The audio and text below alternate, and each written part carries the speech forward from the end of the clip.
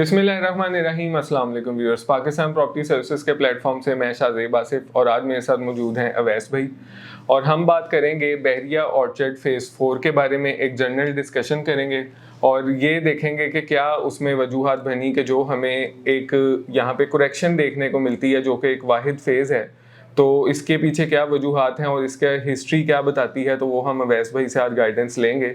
कैसे हैं अवैस भाई, आप ठीक हैं? आप सुनाओ शाहज़ेब। शुक्र अल्लाह का। अवैस भाई, बहरिया ऑर्चर्ड फेज़ 4 आपको पता है कि एक बड़ा अहमियत का हामिल है ओवर द ईयर्स। इसकी आप पहले थोड़ी ज़रा हिस्ट्री बताते चलें और अभी का करंट सिनेरियो जो है वो साथ ही शुरू करें ताकि हमारे जो नए क्लाइंट्स हैं, नए व्यूवर्स हैं, उनको ज़रा समझने में आसानी हो। शाहज़ेब, ये अगर हम इसकी हिस्ट्री की बात करें ना तो फेज़ 4 को डे फर्स्ट से मुझे अपनी पर्सनली बहुत पसंद था। इवन कि मेरी फर्स्ट वीडियो भी इसी जगह पे मैंने की थी जब मैं खुद यूट्यूब के ऊपर आया था। और डेवलपमेंट बैरियर टाउन ने बहुत एक्स्ट्रा ऑर्डनरी अच्छी की। इसके अंदर जो कमर्शियल के लिए प्लान किया, अभी तक बैरियर टाउन के जितने भी फेजेस आपको पता है उसमें इतना अच्छा कमर्शियल जो है ना एरिया किसी फेज के अंदर नहीं मिलता। बिल्कुल। और फिर सबसे जो बड़ी बात थी रायवन रोड के ऊपर अप्रोच, और इसमें जो कटिंग प्रोवाइड की गई थी वो बड़ी एक सिमेट्री सी थी कि 5 मरला के लिमिटेड से ऑप्शन 10 मरला बहुत ज़्यादा और कनाल की एक एवरेज कटिंग थी। अब इसमें जो हम लोग अपने व्यूअर्स को ये एक हमने सेशन स्टार्ट किया है। आज हमारा मेन टॉपिक वैसे फेब के महीने के रेट्स की अपडेशन है और इसमें मार्केट की चेंजिंग क्या है। बिल्कुल। तो आपका एक सवाल तो था कि हिस्ट्री ये थी कि बैरियर टाउन का अभी तक जो लास्ट जितनी भी कटिंग्स आई हैं 2017 के बाद बैरियर टाउन ने इतना बड़ा अभी तक कोई प्रोजेक्ट नहीं दिया लाहौर के अंदर। इंशाल्लाह उम्मीद है कि आगे बैरियर टाउन अगेन देगा। सेक्टर जी सेक्टर चाहे, लेकिन उनकी कंपैरेटिवली इतनी बड़ी कटिंग नहीं थी। बिल्कुल। अब राइट नो जो करंट मार्केट की अकॉर्डिंग जो अप्स एंड डाउन्स आए हैं इस फेज के अंदर, इनिशियली कुछ अर्सा स्टॉप रहा क्योंकि ओवरसीज की बाइंग थी और इसकी डेवलपमेंट होने के बावजूद इसके रेट स्टेबल नहीं हो रहे थे, इवन कि माइनस पे चले गए थे। बिल्कुल ऐसे ही है। फिर हम लोग अपनी वीडियोस के अंदर मेंशन करते रहे कि जी आप लोगों को पैनिक होने की जरूरत नहीं, आपकी चीज़ ऑन ग्राउंड मौजूद है, आप लोग वेट करें, मार्केट बेहतर होगी। और डेफिनेटली लास्ट ईयर 2017 सितंबर से जो अप्रैल 2022 था इस तक इसकी day by day market up थी। मतलब हम लोग इवन के जो ट्रांजैक्शन देख रहे थे, अगर हमने एक लॉट खरीदा 80 लाख रुपए का तो अभी हमने 1 मंथ का टाइम लिया तो उसमें 2-3 लाख रुपए ऐड हो रहे थे। बिल्कुल ऐसे। फिर इसकी राइट नो जो अप्रैल से लेके ये जनवरी फरवरी तक की जो मार्केट है इसमें अब स्टैग्नेंट है, बहुत ज़्यादा डाउन भी नहीं हुए रेट्स, टैक्सेस भी इम्पोज हुए इसी टेन्योर के अंदर।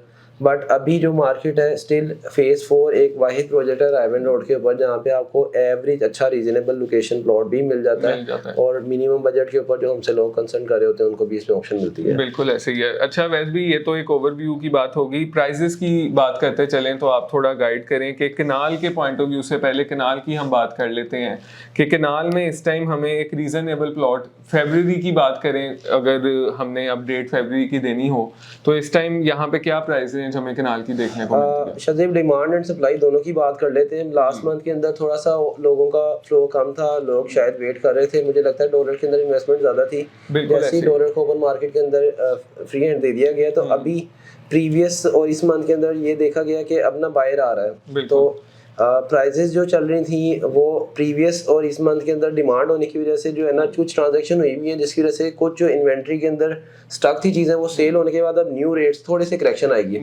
हम लोग फेज 4 के अंदर G1 की अगर लेंस की बात करें तो हमने लास्ट मंथ में एक ट्रांजैक्शन की 172 नंबर में बोल देता हूँ G1 की, वो बड़ी अच्छी कनाल थी, लेकिन हमने 1 करोड़ 62 लाख के ऊपर ट्रांजैक्शन की जो कि एक्स्ट्रा ऑर्डिनरी मार्केट से तकरीबन 15 लाख रुपए नीचे थी। अब हमें अगेन अगर बाहर आके 162 पे मांग रहे हैं ना तो कनाल तो हमारे पास ऑप्शन ही नहीं है, क्योंकि वो लास्ट मंथ की और इस मंथ की करेक्शन देख लें 15 लाख रुपए के ऊपर बाहर आ रहा है मजीद, लेकिन प्रोडक्ट नहीं है, इन्वेंट्री नहीं है। तो इवन के वो लोग जिनके G1 के अंदर प्लॉट है, हमें रिक्वायरमेंट है, अगेन हम लोग ये भी एक सेशन करते हैं, हमें G1 के अंदर अगर आपके पास फेसिंग पार्क प्लॉट है जो कि अराउंड कोई 2 करोड़ प्लस माइनस के ऊपर है तो उसके ऊपर भी हमारी डील लॉक हो जा सकती है। बाउंड्री के ऊपर कनाल की वैल्यू 1.5 करोड़ पे आप कर लें और अच्छा रीजनेबल प्लॉट 2 से 2.20 के इन बिटवीन है 1 कनाल का G1 ब्लॉक में। ठीक है। और G2 की भी आप अगर बात करें, G2 को शुरू से हम लोग अपनी वीडियोस के अंदर कर रहे होते हैं। इवन के शायद हम लोगों का एक एरिया होता है ना, उसमें सम टाइम ऐसा होता है कि हम लोगों को नहीं समझ आ रहा होता, लेट्स सपोज मैं एक एरिया को नहीं कर रहा ना तो हम लोग अपने व्यूअर्स को ईच एंड एवरीथिंग एक्सप्लेन कर रहे होते हैं कि G1 ब्लॉक ऐसे है, इसकी लोकेलिटी ऐसी है, G2 ब्लॉक के अंदर ये अब आज लेट्स सपोज मेरी एलडी एवेन्यू के पर्सनल अपनी इतनी बहुत अच्छी ग्रिप नहीं है, तो मुझे मैप को अंडरस्टैंड करने में बड़ी प्रॉब्लम आ रही होती है। तो हम लोग अपनी क्लाइंट्स को खुद बता रहे होते हैं कि इस ब्लॉक के अंदर क्या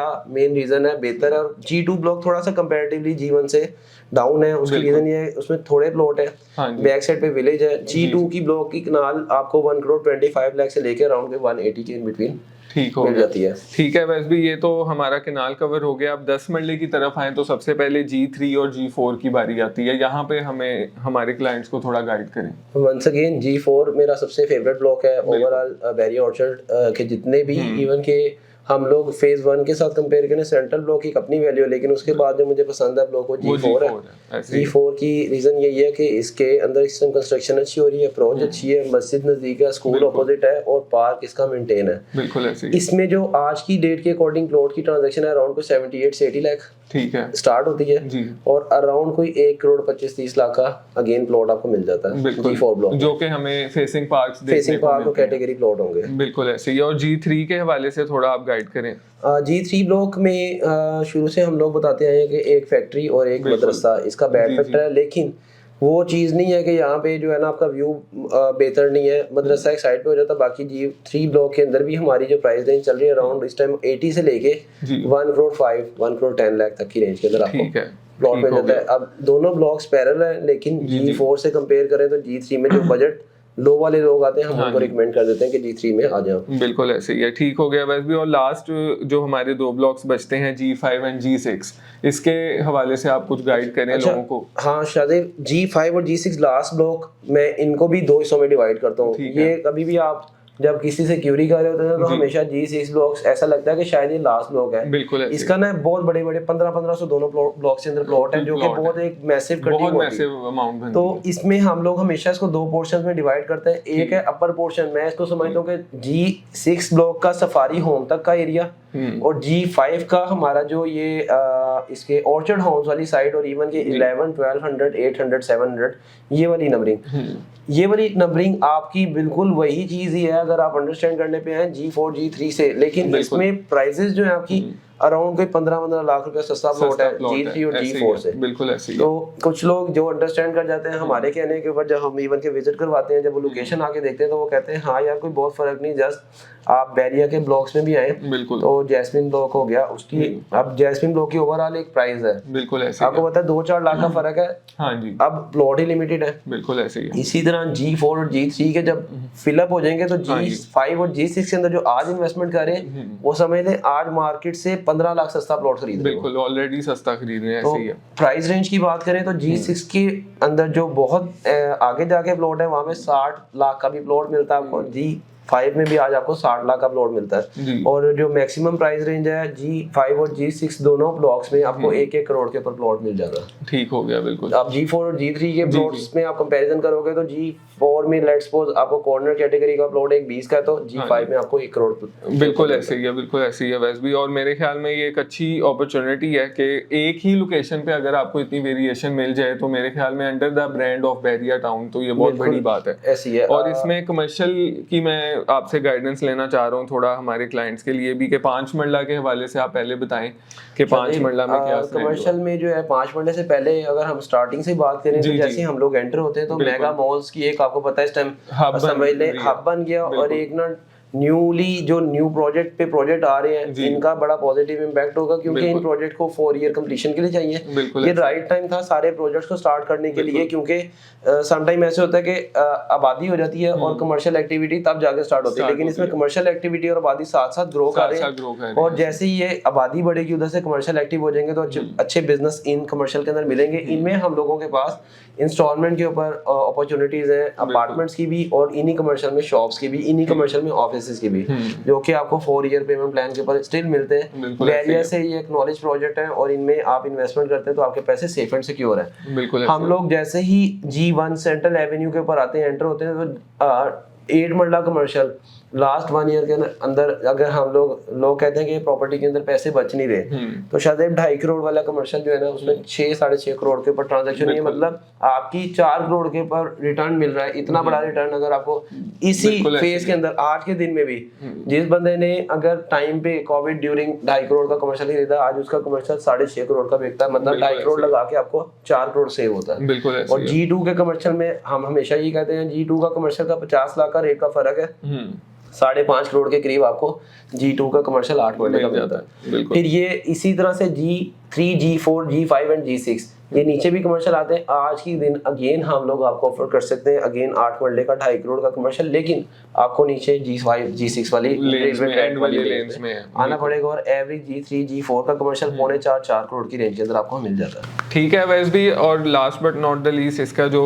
5 मरला कमर्शियल है इस हवाले से भी थोड़ा गाइड करिएगा। अच्छा शाहजेब, ये 5 मरला कमर्शियल का ये सिनेरियो हुआ था कि इसमें बैरियर ने जब लॉन्चिंग की तो उस टाइम कुछ लोगों को शायद उस टाइम कमर्शियल की इन्वेस्टमेंट समझ नहीं आई, कुछ लोगों ने कंटिन्यू किया, कुछ लोगों ने डिसकंटिन्यू करके अपने कैंसिल करवा लिए कमर्शियल। बिल्कुल ऐसे ही। कुछ इन्वेंट्री बैरियर के पास अगेन आ गई थी और बैरियर ने आज से तकरीबन 5 महीने पहले अगेन ये कमर्शियल लॉन्च किए।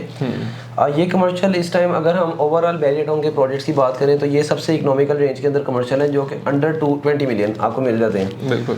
अच्छा, आप लोगों ने जब आपने इन्वेस्टमेंट करनी होती है ना, इस चीज़ को लाजमी देखा करें कि आपकी सेम टाइम पे जो इन्वेस्टेड अमाउंट है वो आपने कैलकुलेट करनी है किसी अपने कंसल्टेंट के साथ कि अगर आप ये कमर्शियल के अंदर अमाउंट इन्वेस्ट करें या फिर ये रेजिडेंशियल के अंदर, और उसका एक एक्सपेक्टेड जो रिटर्न ऑन इन्वेस्टमेंट होता है वो भी आप कैलकुलेट करने की ट्राई करें। तो मेरी नज़र में जो ये 5 मरले के कमर्शियल हैं इनके ऊपर बहुत अच्छा आपको रिटर्न मिलने वाला है, क्योंकि वो लोग जिन्होंने 2017 से इसमें इन्वेस्टमेंट की थी उनको तो बहुत अच्छे रिटर्न नहीं मिले, लेकिन अब ऑर्चर्ड फेज 4 की जो है पिक्चर चेंज हो चुकी हुई है। अब की इन्वेस्टमेंट आपके आने वाले 1-1.5 साल के अंदर आपको जो रिटर्न देगी आई थिंक 50% का जो है ना रिटर्न आपका पड़ा हुआ है। मतलब आप 2 करोड़ इन्वेस्ट करें, 1 करोड़ का प्रॉफिट इसमें स्टिल आपको इंशाल्लाह विद इन 1.5 ईयर ये हम क्योंकि साल की इसलिए बात करते हैं कि मिनिमम इन्वेस्टमेंट को आपको 1 ईयर रिक्वायर्ड होता है, 1 और 2 ईयर होती है। तो बड़ी इन्वेस्टमेंट के अंदर, कमर्शियल की इन्वेस्टमेंट के अंदर आप इतना होल्ड कर लें तो इससे बेहतर फिर इस टाइम मैच्योर कमर्शियल के अंदर अपॉर्चुनिटी नहीं है। बिल्कुल ऐसी है। और मैं ये बात भी करता चलूँ वैसे भी कि इस प्राइस में कहीं और सोसाइटीज जो हैं वो ऑफ ग्राउंड फाइल्स कमर्शियल की बेच रही है, यहाँ आपको ऑन ग्राउंड नंबर के साथ पोजेशनेबल प्लॉट मिलता है, तो बहुत बड़ी बात है। 1 करोड़ 75 लाख में भी हमारे पास ऑप्शन मौजूद है और ओपन फॉर्म की होगी, लेकिन वो डेफिनेटली लोकेशन वेरी करती है और उसमें G3 और G5 वाली साइड के ऊपर होगा और G1 वाली साइड मोस्ट डिमांडिंग एरिया मस्जिद वाला है, वहाँ पे आपको 2-2 करोड़ भी डिमांड चल रही है इस टाइम। बिल्कुल ठीक है। अच्छा वैसे भी अब इसमें जो होम्स हमें दिए गए थे फेज़ 4 में उस हवाले से भी, क्योंकि काफ़ी माशाल्लाह आपने भी क्लाइंट्स को हमारे यहाँ पे जो है इन्वेंट्री दी थी, तो वो भी वक्तन फवक्तन जानना चाह रहे होते हैं क्या अपडेट्स हैं उनमें, तो वो भी थोड़ा गाइड करिएगा इस हवाले से। फेज़ 4 के अंदर इनिशियली स्टेज पे 5 मरले की कटिंग थी नहीं, फिर मैप को रिवाइज किया गया, इसमें 5 मरले के जो प्लॉट्स ऑफर किए गए, बैरियर टाउन ने खुद, बैरियर टाउन जब भी कोई प्रोजेक्ट लॉन्च करता है उसमें होम्स का लाजमी एडअप करता है ताकि उस जगह पे आबादी हो।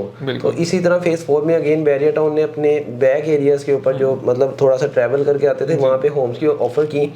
इन होम्स के अंदर भी इवन के जिस क्लाइंट ने भी इन्वेस्टमेंट की उसको बड़े अच्छे रिटर्न्स मिले। Safari homes, orchard home, jasmine villas, ये सारी बिल्डिंग जो है ग्रे फॉर्म्स के अंदर आ रही हैं और आने वाले और 1-1.5 साल के अंदर जब यहाँ पे आबादी मूव हो जाएगी तो इन ब्लॉक की एक ये भी रीज़न होगी वैल्यू अप होने की। तो शायद वंस अगेन ये हमारा आज काफ़ी डिटेल वीडियो हो गई है और इसी तरह मंथली बेसिस के ऊपर हम लोग आपको अपडेट करते रहेंगे। जो रेट्स चेंज हो रहे होते हैं, मार्केट की जो भी अप एंड डाउन चल रही होती है, आप लोगों को ड्रोन फुटेज भी इसमें हमारी वीडियो में नज़र आ चुका होगा, वो हमने ट्राई किया कि आपको उसके हवाले से भी अपडेट करें। और मज़ीद आपकी कोई अगर है पेंडिंग तो आपको नहीं है। वैसे भी मेरे ख्याल में माशाल्लाह बड़ा अच्छा जो हमारा सेशन इन्फॉर्मेटिव हो गया है और आपके भी क्या कहते हैं ये जो वैल्यूएबल फीडबैक का शुक्रिया। और इंशाल्लाह ताला वक्तन फ़वक्तन जो है हम इसी तरह की अपडेट्स लेके आते रहते हैं, तो मैं रिक्वेस्ट ये भी करूँगा कि हमारे चैनल को ज़रूर सब्सक्राइब करें। इंशाल्लाह ताला एक नेक्स्ट वीडियो में फिर आपसे मुलाकात होगी और किसी भी किस्म की कन्फ्यूजन या क्यूरी के लिए स्क्रीन पे दिए गए नंबर पे आप हमारे साथ कांटेक्ट में आ सकते हैं। मुझे और अवैस भाई को दीजिए इजाज़त। अल्लाह हाफ़िज़। Thank you so much. अल्लाह हाफ़िज़।